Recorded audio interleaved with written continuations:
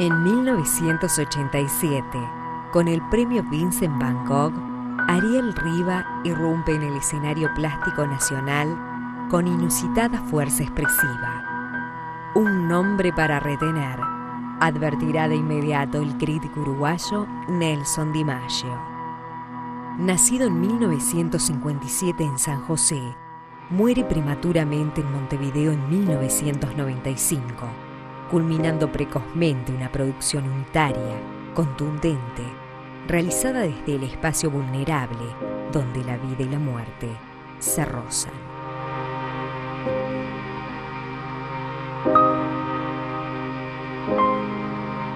Él se destacó mucho por su sensibilidad en todo sentido. Era un ser humano muy cálido. Quien lo conoció lo debe recordar. Sí, para mí eran, sobre todo ellos dos yo era la hermana mayor. Entonces yo tenía mucha afinidad con los dos porque eran los dos chiquitos, ¿no? Recuerdo una vez que habíamos ido acá, cerca de la vuelta acá, de unos amigos, y me acuerdo todavía, no me olvido de venir con ellos dos de la mano y le habían dicho que los Reyes Magos eran los padres. Y yo diciendo, no le hagan caso, ¿no ves que son unos envidiosos? Y bueno, venir caminando con ellos, como cuidándolos, mire las cosas que le dicen, ¿no? Pero sí, Ariel se caracterizó por tener una sensibilidad extrema en todo sentido.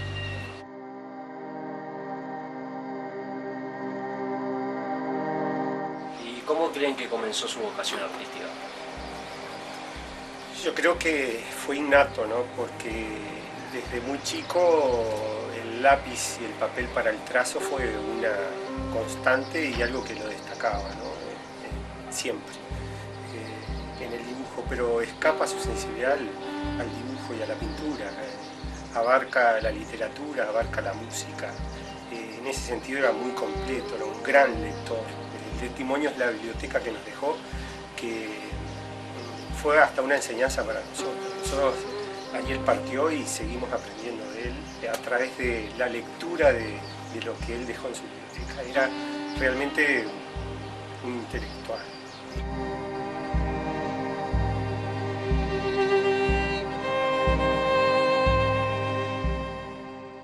Ariel pintaba, yo creo que en todo momento.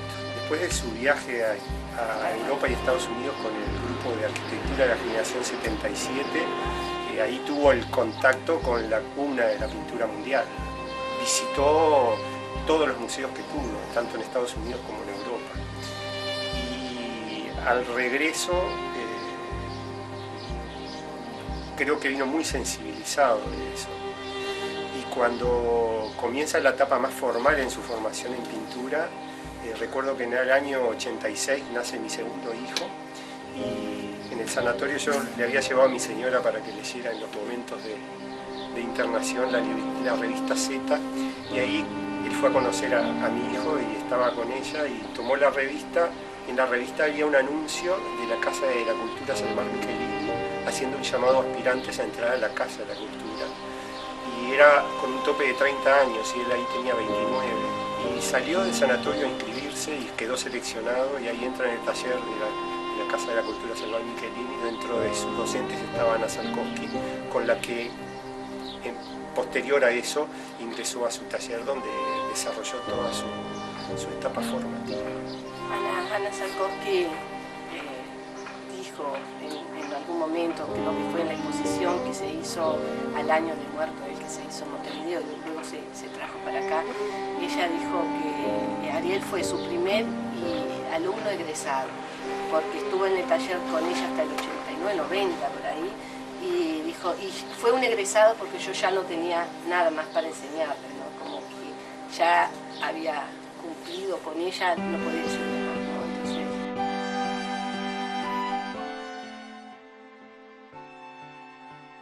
hasta 1989, trabaja incansablemente bajo la orientación de esta artista. En realidad, yo no le enseñé nada. Le expresé a Ana a los estudiantes que le entrevistan. Lo ayudé a salir de ese dibujo tan de destreza manual que él traía de facultad. Ariel hizo ese proceso muy bien. Yo me sentía más bien colega de él y compartíamos las cosas a un mismo nivel. Tenía mucha cultura, vivía leyendo. Fue un tipo con una vida espiritual muy rica.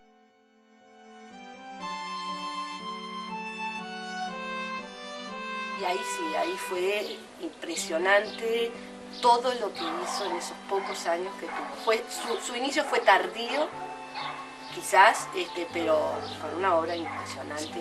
Sí, el volumen de la obra en 9 años, nosotros aún hoy, ayer con María de los Ángeles, removiendo la obra, nos seguimos sorprendiendo, seguimos descubriendo nuevas cosas y nos sorprendemos por el volumen.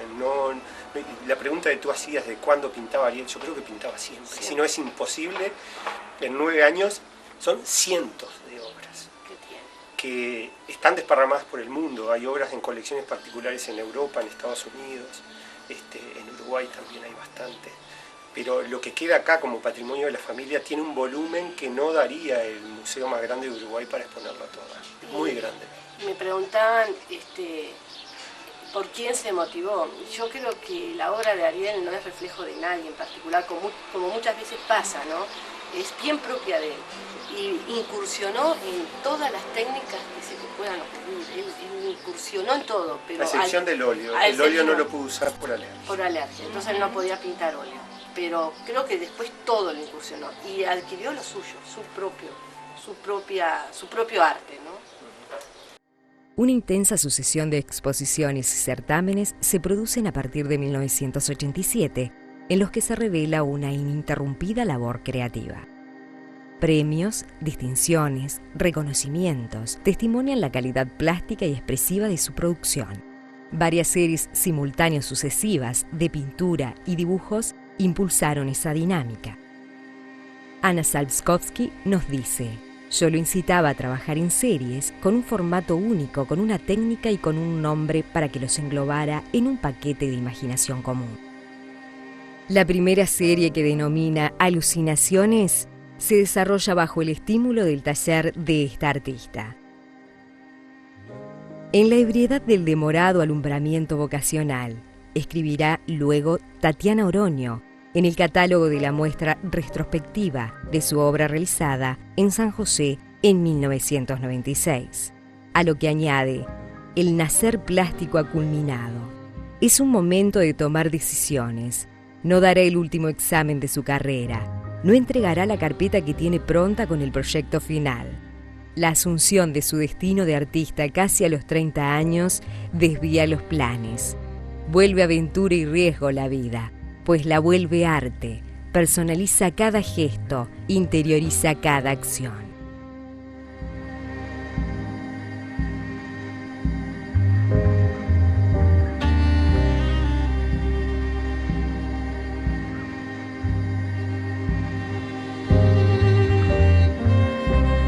Si de la tensión de la mirada y el mundo nace el cuadro, y de la tensión entre la mirada y el cuadro, el mundo, la claudicación de la mirada, los ojos cerrados de la estatua, en, por ejemplo, allí queda el mundo tragado, equivale a la muerte. No ver es como morir. Toda esta serie parece metaforizar la apasionada necesidad de ver, por la que es poseído un artista plástico que acaba por descubrirse a sí mismo. Implosividad metafórica del color, corrido de la mancha, veladuras, transparencias, esgrafiados. El tratamiento plástico de las obras testimonia desvelos, alucinaciones, pasiones.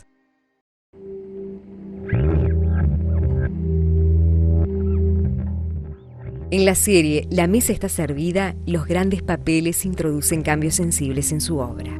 No solo se trata de grandes superficies que tienen al papel embalaje como soporte ascético, sino también de mundos respectivos más abigarrados y de una composición signada por la contundencia de la línea, los contornos nítidos, los espesores rítmicos. Ana les cuenta: Ariel fundamentalmente creaba sus obras a partir de los dibujos a tinta que él traía en pequeño formato y luego los pasaba sobre papel o tela a otra escala, con técnicas mixtas. Él tenía una enorme disciplina, una enorme constancia y nunca paraba de trabajar. Siempre estaba dibujando, siempre estaba pensando, siempre estaba leyendo, siempre estaba ideando el cuadro que iba a hacer. Cuando traspasaba el dibujo a otra escala, muchas veces se le transformaba en otra cosa. Dentro del variado repertorio de objetos que aparecen en el nuevo campo expresivo, destacan frutas, peces, pan, tenedores, mesas servidas.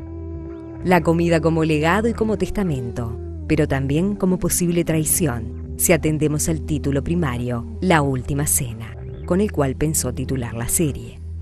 Para mí, cuando el contacto con este joven a través de su obra, este joven que ya no estaba, que había dejado una obra tan vital, fue muy conmovedor y me entusiasmó, me impulsó siempre a Ariel Riva a ver su obra, la obra de Ariel Riva, que en algunos casos hasta parecía signada por un cierto sentido de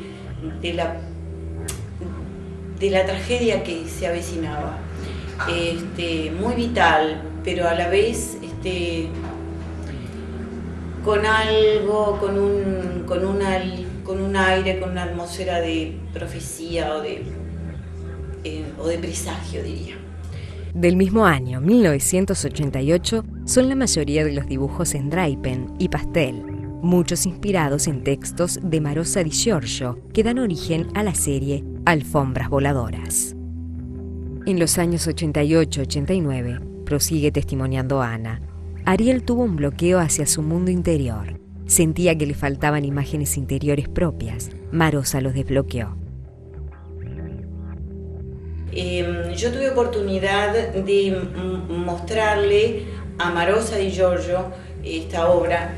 Quiero decir, Marosa Di Giorgio fue a la exposición. Muchas de las obras estaban inspiradas en lecturas que Ariel había hecho de la obra de Marosa.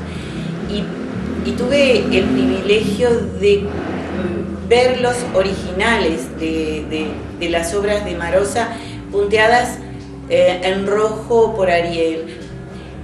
Luego su transposición a un enjambre, diríamos, de líneas y sobre todo de líneas, una riqueza, creo que muy barroca de composición onírica, fantástica, imaginativa.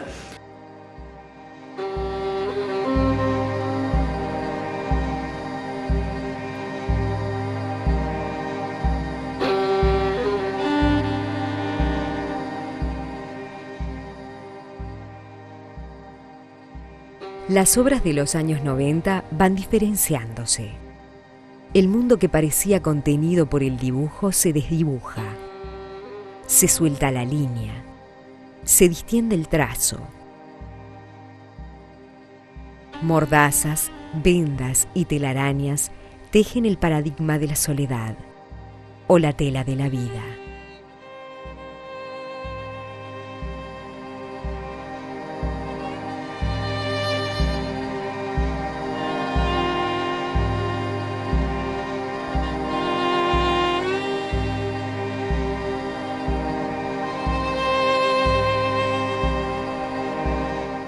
En la serie que nombra Celestes, que realiza en 1988 y 1989, el celeste está dicho, pronunciado, color emblema de nacimiento o supervivencia más allá del cuerpo.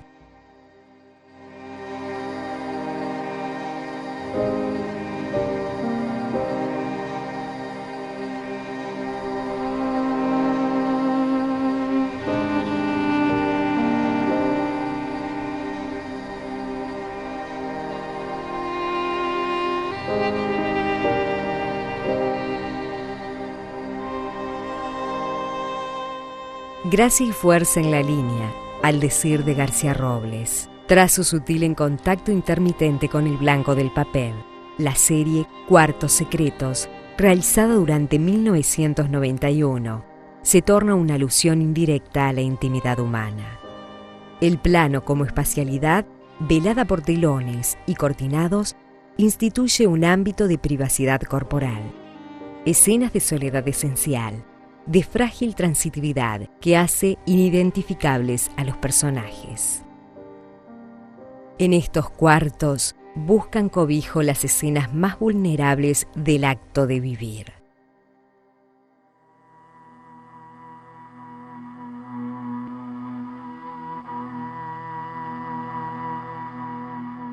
Un título paradójico, Circo Místico, capaz de encerrar varias posibles claves, es el que lleva su primera muestra realizada en Montevideo en 1992.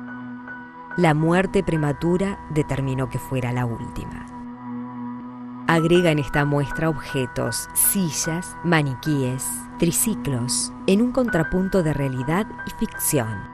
Este circo, que bien puede alegorizar el doble filo de la vida, también es símbolo de su transitividad, porque es un arte de camino.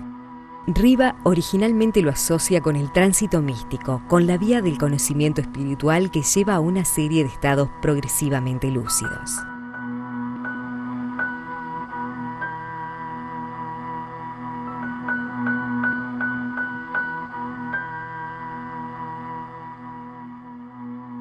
Dentro de su última serie, con autonomía singular, los cuadros imágenes que integran La Caja Negra, realizada en 1992, se hallan unidos a modo de políptico, no solamente con unidad de color, sino también con intencionada unidad de sentido.